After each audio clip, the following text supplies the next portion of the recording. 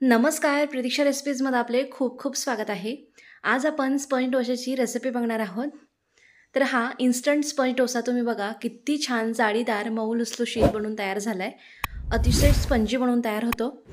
आयत्या वेळेला जर स्पंज डोसा कधीही खाण्याची इच्छा झाली तर हा तुम्ही झटपट अगदी 15 मिनिटात तयार करू शकता. रेसिपीला सुरुवात करूया. मिक्सरच्या भांड्यामध्ये ना सर्वात अगोदर रवा घ्यायचा आहे. तर 2 वाट्या रवा इथे मी घेतलेला आहे.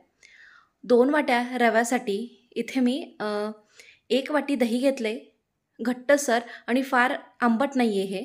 अति आंबट दही शक्यतो या स्पंज डोसासाठी घ्यायचं नाही. मध्यम चवीचं दही असावं. 1 वाटी पोहे छान मऊसूत असे भिजवून घेतले जास्त पाण्यामध्ये. कांद्या पोह्यासाठी जसे पोहे भिजवतो त्यापेक्षाही जास्त भिजवलेले हवेत. झाकण लावून आता हे छान आपण वाटून घेऊयात. चांगली अशी स्मूथ पेस्ट अशी तयार झालेली आहे.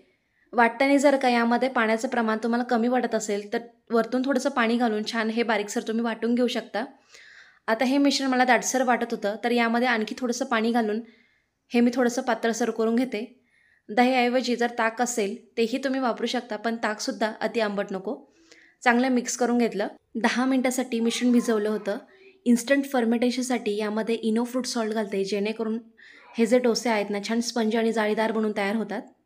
यावर थोडंसं पाणी घालून इनो ॲक्टिवेट केला आणि सर्व मिश्रणाबरोबर एकसारखं आपल्याला मिक्स करून घ्यायचं आहे. सर्व मिश्रणाला छान जाळी पडेल. बघा किती छान अगदी फर्मेंटेड जसं बॅटर असतं ना तसंच आंबवलेल्याप्रमाणे हे बॅटर तयार झालं आहे. चवीपुरतं मीठ घालायचं, मिक्स करायचं आणि ताबडतोब याचे आता आपण स्पंज डोसे तयार करायला घेऊयात. तवा गरम करून घेतला, त्यावर थोडंसं तेल घातलं, तेल चांगलं पसरून घ्यायचं. आणि जर तुम्हाला लोणी स्पंज डोसा ची टेस्ट हवी असेल ना तर यामध्ये ताजं बनवलेलं तुम्ही लोणीसुद्धा घालू शकता, जेणेकरून तुम्हाला इन्स्टंट लोणी स्पंज डोसा खाता येईल. तर तेल घालून 2 ते 3 छोटीशी पळी यावर मिश्रण हलकंसं पसरून घेतलं आहे. थोडंसं जाडसरच हा डोसा असतो. आणि थोड्या वेळानंतर बघा किती छान अगदी सुंदर यावर बबल्स आलेले आणि मस्त जाळीसुद्धा पडते यामुळे. थोडंसं तेल घातलं. खालच्या बाजूने छान खरपूस लालसर हा डोसा भाजला गेला आहे. आता दुसरी बाजू आपण पलटून याची भाजून घेऊयात.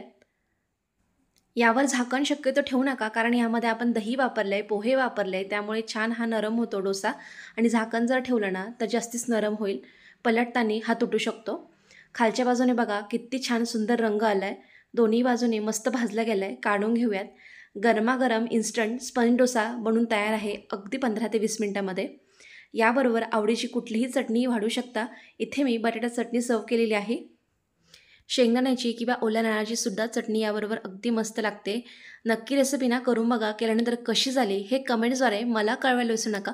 व्हिडिओ आवडल्यास रेसिपीला लाईक करा, शेअर करा, चॅनलला सबस्क्राईब करा. पुन्हा भेटूया अशीच एका छानशा मस्त रेसिपीबरोबर. व्हिडिओ बघितल्याबद्दल तुमचे खूप खूप धन्यवाद.